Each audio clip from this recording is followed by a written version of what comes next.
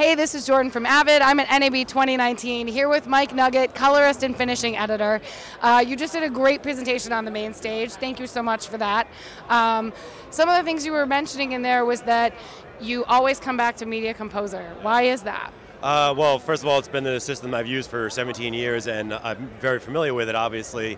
And I think I've pushed it to a level that people don't think it can go to, which is nice. And then I do work on other systems now, but I always come back to it just because it's familiar and I really know how to use it well. So like if there's an effect or a color or anything that I don't know how to do in another system, I know how to do in Avid. So I'd like to come back to that and finish it. And it's also, I mean, it's the industry standard really. So, you know, when I'm being a finishing editor, everything's cut on Avid. So it's nice when I finish it on Avid, there's no question whether certain things came across. Every time warp's going to come across, stabilize is going to come across. So you really, it's just familiar. The client likes that you're working on the same familiar system as well, instead of opening up some crazy UI where they like, I don't know what you're doing, I don't really trust what's going on. It's like, I'm in Avid, you know what it looks like already. So it's really nice.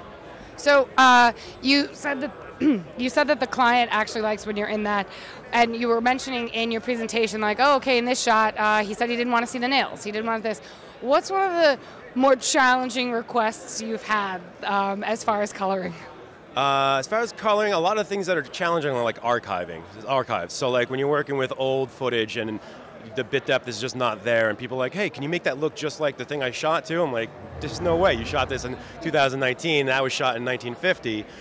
So that's always a challenge, and especially with shows like I just showed up there where it's 1,000 edits, it's also a challenge just to keep everything looking fluid throughout the whole thing. There's so many cuts that like you can get lost, and all of a sudden you color in this one like warmer, and you realize it's in a scene that's supposed to be cooler, and then you have to redo that. So I think the amount of cuts is one of the most challenging things as well.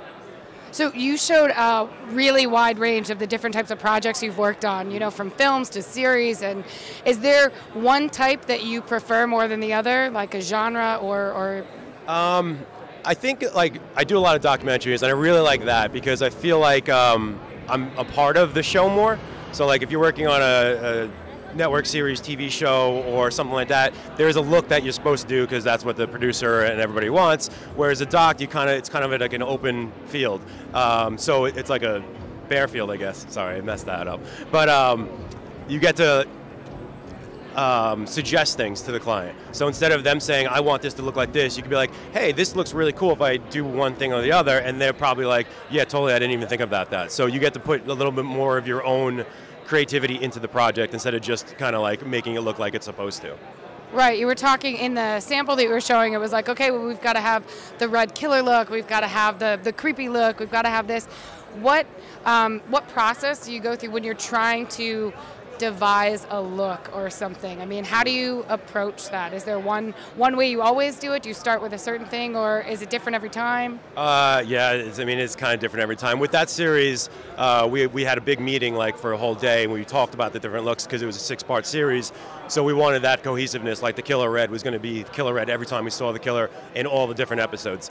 So it was, we kind of set that up for about a day. We sat together and made those looks, and then just basically, and that's why I did what I did on stage, was I balanced underneath it and then put that look on top so that the look looked the same way every single time. Because if I didn't balance it, then the next shot when I put that red on might be too contrasty or too red or not too red. So if you balance it first, then put that look on top of it, now it's kind of evenly going to distribute itself. How did you get started doing color correction?